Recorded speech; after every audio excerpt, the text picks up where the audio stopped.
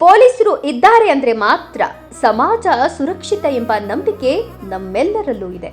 ಅದನ್ನ ನಿಜವಾಗಿಸ್ತಿರೋರು ನಮ್ಮ ಮಧ್ಯೆ ಇರುವ ನಿಜವಾದ ಹೀರೋಗಳು.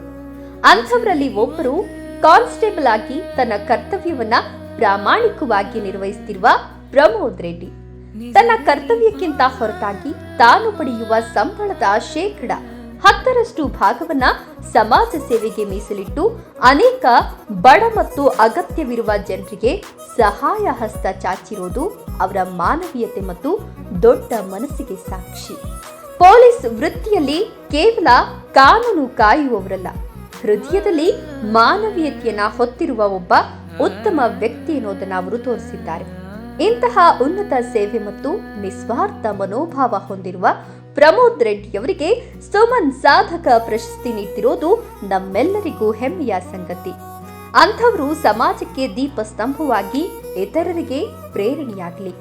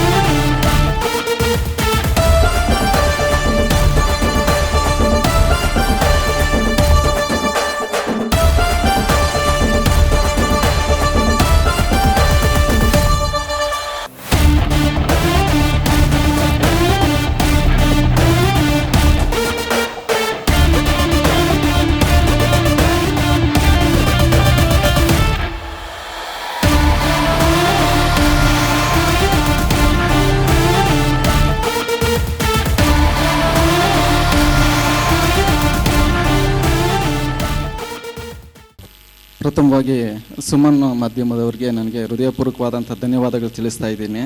ಸಾಧಕರು ಅಂದರೆ ದೊಡ್ಡವರು ಚಿಕ್ಕವರು ಅಂತಿರಲ್ಲ, ಎಲ್ಲೋ ಕೆಳಮಟ್ಟದಲ್ಲಿ ಕೆಲಸ ಮಾಡ್ತಾಯಿರೋ ಪೊಲೀಸ್ ಇಲಾಖೆಯಲ್ಲಿ ನಮ್ಮಂಥ ಒಬ್ಬ ಪೊಲೀಸ್ ಪೇದೆನ ಗುರುತಿಸಿ ಈ ಒಂದು ಇದರಲ್ಲಿ ಸನ್ಮಾನ ಮಾಡ್ತಾ ಇರೋದು ನನ್ನದು ಜೀವನದಲ್ಲಿ ಯಾವತ್ತೂ ಮರೆಯಲಾಗದ ಕ್ಷಣ ಸರ್. ಬಾಲ್ಡೋ ಸರ್ ಅವರು ಮತ್ತು ವೀರ್ನಾಗ್ ಸರು ಮತ್ತು ನಮ್ಮ ಲೋಕೇಶ್ ಆತ್ಮೀರಾದವ್ರು ಕರೆ ಮಾಡಿ ತಿಳಿಸಿದಾಗ ಭಾಳ ನನಗೆ ಸಂತೋಷ ತರ್ತು. ನಾನು ಕೆಲವು ಜೀವನದಲ್ಲಿ ಸಿದ್ಧಾಂತಗಳನ್ನ ಅಳವಡಿಸ್ಕೊಂಡಿದ್ದೆ ಚಿಕ್ಕ ವಯಸ್ಸಿಂದ. ಅದು ನಮ್ಮ ಇಲಾಖೆಯಲ್ಲಿ ನನ್ನ ಪೊಲೀಸ್ ಇಲಾಖೆ ಜಿಲ್ಲಾ ವರಿಷ್ಠಾಧಿಕಾರಿ ಕುಶಾಲ್ ಚೌಕ್ಸಿ ಸಾಹೇಬರು ಮತ್ತು ಇಲಾಖೆಯಿಂದ ಎಲ್ಲ ನನಗೆ ಸಹಕಾರ ನೀಡಿದ್ದಾರೆ. ಏನೊಂದು ನಾನು ಕಾರ್ಯ ಮಾಡಬೇಕಂದ್ರೂ ಸರ್ ಅವರ ಪ್ರೋತ್ಸಾಹ ಇಲ್ದಿರ ಈ ಒಂದು ಮಟ್ಟಕ್ಕೆ ಬರೋಕ್ಕೆ ಸಾಧ್ಯವಿಲ್ಲ. ನನ್ನಿಂದ ಏನು ನಾನು ಸಮಾಜಕ್ಕೆ ಕೇಳಕ್ಕೆ ಹೋಗ್ತಾ ಇದ್ದೀನಿ ಅಂತ ಹೇಳಿದ್ರೆ, ಸುಮಾರು 28 ವರ್ಷಗಳ ಕಾಲ ನಾನು ಬಲಗೈ ಮಾಡೋ ಸಹಾಯ ಎಡಗೈಗೆ ಗೊತ್ತಾಗಬಾರ್ದು ಅನ್ನೋ ಸಿದ್ಧಾಂತದಲ್ಲಿ ಬದುಕಿ ಬಾಳ್ತಾ ಇದ್ದೆ.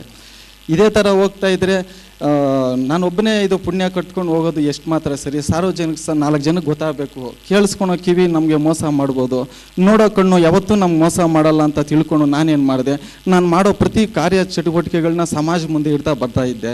ಇದನ್ನು ಗಮನಿಸಿ ಮೊದಲನೇ ಬಾರಿಗೆ ನನ್ನ ಜೀವನದಲ್ಲಿ ನಮ್ಮ ಜಯಕುಮಾರ್ ಸಾಹೇಬರು ಶಿವರಾತ್ರಿ ಹಬ್ಬದ ದಿನ ನನಗೆ ಸನ್ಮಾನ ಮಾಡಿದ್ರು. ಅವಾಗ ಏನು ಹೇಳ್ತಾ ಇದ್ದೀನಿ ನಾನು ಸಮಾಜಕ್ಕೆ ಅಂತ ಹೇಳಿದ್ರೆ, ನೋಡಿ, ಕಷ್ಟದಲ್ಲಿರೋ ಪ್ರತಿ ಕುಟುಂಬನೂ ನಮ್ಮ ಕುಟುಂಬನೇ ಅಂತ ತಿಳಿದು ನಾವೆಲ್ಲ ಭಾವಿಸ್ಬೇಕು. ಕೇವಲ ನಮ್ಮ ತಂದೆ ತಾಯಿ ಹೆಂಡತಿ ಮಕ್ಕಳು ಮಾತ್ರ ಅಲ್ಲ.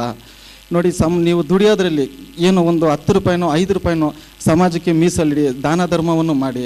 ಒಂದು ಊರಿದೆ ಅಂದ್ಕೊಳ್ಳಿ, ನಿಮ್ಮೂರಲ್ಲಿ ನಿಮ್ಮ ಒಂದು ಮನೆಯಲ್ಲಿ ತಾವು ಸಂಪಾದನೆ ಮಾಡೋದ್ರಲ್ಲಿ ಒಂದೊಂದು ಮನೆಯಿಂದ 100 ರೂಪಾಯಿ ತಾವು ಏನು ಕೂಡಿಟ್ಟು ಒಂದು ಊರಿನ ಮುಖಂಡರು ನಮ್ಮ ಕಸರಿಗೆ ಕೊಟ್ಟು ಕಷ್ಟ ಪ್ರತಿ ತಿಂಗಳು ಬಂದಾಗ ಒಂದೊಂದು ಕುಟುಂಬಕ್ಕೆ ತಾವು ಸಹಾಯ ಮಾಡ್ಕೊಂಡು ಹೋದರೆ ಭಾರತ ದೇಶದಲ್ಲಿ ನಮ್ಮ ಗ್ರಾಮ ಅನ್ನೋದು ನಂಬರ್ 1 ಗ್ರಾಮ ಆಗುತ್ತೆ ಅಂತ ನಾನು ಎಲ್ಲರಿಗೂ ಹೇಳಕ್ಕೆ ಬರ್ತೀನಿ.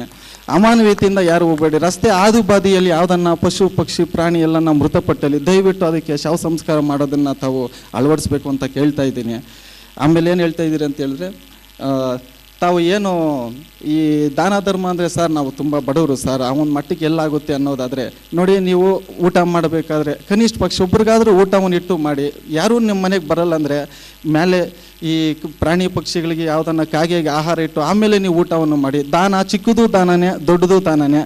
ಇವೆಲ್ಲ ಸಿದ್ಧಾಂತಗಳನ್ನ ಏನು ಅಳವಡಿಸ್ಕೊಂಡು ದಾನ ಧರ್ಮ ಮಾಡೋದು, ನನ್ನ ಸಂಬಳದಲ್ಲಿ 10% ಬಡವರು ದಾನ ಧರ್ಮ ಮಾಡ್ತಾ ಇದ್ದೀನೋ, ಎಲ್ಲವೂ ನಾನು ಪೂಜೆ ಮಾಡೋ ಶ್ರೀ ಮಹಾವಿಷ್ಣುವಿನ ಹೆಸರಲ್ಲೇ ಸಕಲ ದಾನ ಧರ್ಮವನ್ನು ನಾನು ಮಾಡ್ತಾ ಇದ್ದೀನಿ.